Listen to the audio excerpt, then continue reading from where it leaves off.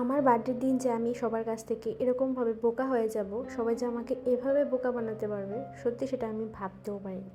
এবারের বার্থডেটা আমার খুবই খারাপ গিয়েছে। সবাই আমাকে এরকমভাবে বোকা বানাতে পারলো, সেটা ভাবলেই আমার কীরকম জানি করে। হ্যালো সবাইকে, তোমরা কেমন আছো? আশা করছি তোমরা সবাই অনেক ভালো আছো। আমিও অনেক অনেক ভালো আছি। আজকের ভিডিওটা কিন্তু 6 সেপ্টেম্বর 2024-এর ভিডিও, মানে কি আমার বার্থডের ভিডিও। ওই দিন ছিল আমার জন্মদিন। তো সকাল থেকে সারাটা দিন আমি কীরকমভাবে কাটিয়েছি তোমরা তো আরেকটা ব্লগের মধ্যে দেখিয়েছো। সন্ধ্যায় যখন বাড়ি ফিরি তখন দিবাকর আমাকে বলল যে রেডি হো, আমরা একটু ঘুরতে যাব। বললাম কোথায় যাবে? বললো টাউনে একটু ঘুরে আসবো। তো আমি ভাবলাম ঠিক আছে, যেহেতু পরের দিন পুজো, তো কয়েকটা প্যান্ডেল দেখেই আসি। তো যেই ভাবনা সেই কাজ, আমরা প্রায় বেরিয়েছি প্রায় 8:30 নাগাদ। তো এরপর এখানে প্রথম এসেই টাউনে আমার আবদার ছিল আমি একটা বানানা চানাচুর খাবো, সেটা খেতে আমার খুব ভালো লাগে। তো আমাকে সেটাই কিনে দিল। সেই নানান অজুহাত দিতে দিতে প্রায় 10:30 বাজিয়ে ফেললো। আর আমার তো খুব রাগ হচ্ছিল যে আমি কখন বাড়িতে যাব। আজকের এই স্পেশাল দিনটা আমি মা বাবুর সঙ্গে নেই, সেটা ভাবলেই আমার খুব রাগ হচ্ছিল। আর আমি বলছি যে চলো তাড়াতাড়ি বাড়িতে চলো, আর যদি লেট করো তাহলে কিন্তু খুব খারাপ হয়ে যাবে। আমি তো এদিকে ওদের কথা ভাবছিলাম, আর ওরা আমাকে কীভাবে ঠকালো তোমরা দেখতেই পাচ্ছ। তারপর 10:30 বাজলো, আমি বাড়িতে আসলাম। এসেই দেখি, ঘরে ঢোকার সময় দেখলাম যে বেলুন ফাটানোর আওয়াজ শুনলাম। ফটো না কিন্তু ভিডিও, বুঝতে পারলাম যে নিশ্চয়ই ঘরের মধ্যে কিছু প্ল্যান করছে। তারপর ঘরে ঢুকতেই তো আমি অবাক হয়ে গেলাম যে সবাই মিলে আমার জন্য কি সুন্দর সারপ্রাইজ রেডি করেছে। যেটা আমি চেয়েছি ঠিক সেটাই হয়েছে। আমি চাই যে আমার প্রত্যেক বছরের বার্থডেতে আমি মা, বাবু, বোন সবাইকে নিয়ে যেতে আমি সুন্দর মধ্যে কেক কাটতে পারি। সবার সাথে যাতে আমি কেক কাটতে পারি কি না পারি, সবসময় যে কেক কাটতে পারবো সেটা তো হতে পারে না, কিন্তু আমার বার্থডেতে যাতে আমি সবসময় ওদের সাথে থাকতে পারি, সেটাই হচ্ছে আমার সব থেকে বড় গিফট। এর থেকে বেশি আমার কিচ্ছুই লাগে না। দিবাকর আমাকে প্রথমে বলছিল যে তোমার বার্থডেতে কী লাগবে। আমি বলেছি তোমরা সবাই আমার পাশে থেকো, আর ওই দিন স্পেশালি সবাই আমার সাথে থেকো, এটাই আমি চাই। সবার সঙ্গে আমি দিনটা কাটাতে চাই, সেটাই আমি চাই। আর ওরা আমাকে কিভাবে বোকা বানালো, স্পেশালি বাবুও আমার সঙ্গে ধোকা দিল। বাবু সন্ধ্যাবেলায় দোকান থেকে চলে আসলো, কিন্তু আমি একটুও বুঝতে পারলাম না যে ওদের মাথায় কী চলছিল। তারপর আমাকে ঘর থেকে বের করে, আমি প্রায় 8:30 নাগাদ ঘর থেকে বের হয়েছি। আমাকে ঘর থেকে বের করে তারা এত কিছু করলো এই অল্প সময়ের মধ্যে। আর আজকের মেনুর মধ্যে সব কিছু যা যা ছিল, মেনুতে যা যা ছিল সব কিন্তু বোনও করেছে।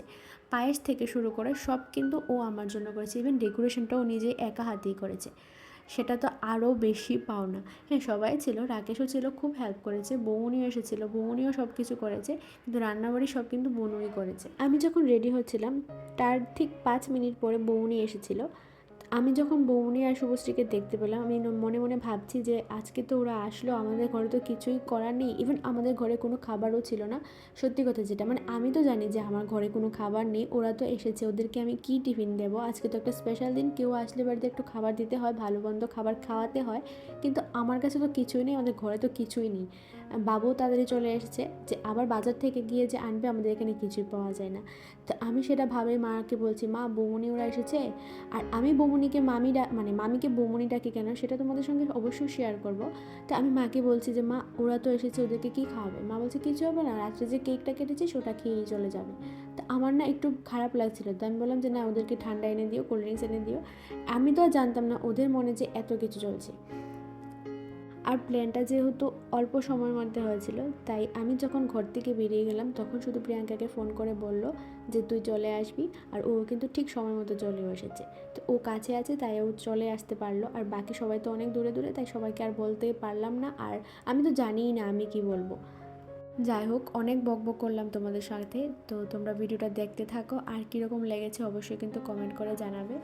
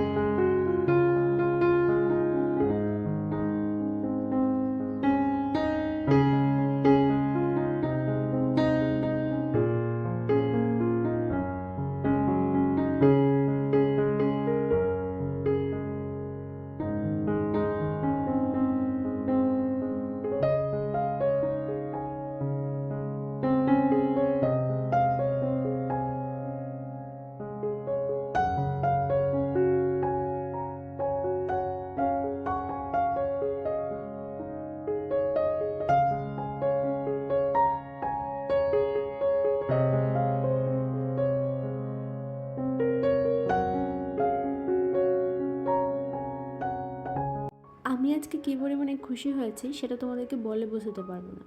আর এরপরে যে আমার জন্য আরেকটা সারপ্রাইজ রেডি আছে সেটাও আমি জানতাম না।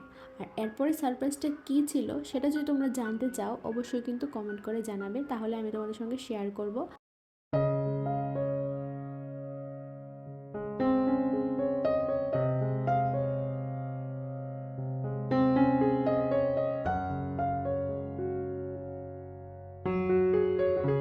তো বার্থডের পর্ব শেষ হয়ে গেল, এখন চলছে খাওয়ার পর্ব। তো আজকের মেনুতে ছিল ফ্রাইড রাইস আর চিলি চিকেন, যেটা বোনও করেছে সম্পূর্ণ নিজের হাতে। আর তার সাথে ছিল চিকেন কষা, যেহেতু সবাই চিলি চিকেনটা খেতে পছন্দ করে না, তো তার জন্য ছিল চিলি চিকেন কষা। আর তার সাথে ছিল স্যালাড, পাঁপড়, আর হ্যাঁ, পায়েসটাও কিন্তু বোনও নিজেই করেছে।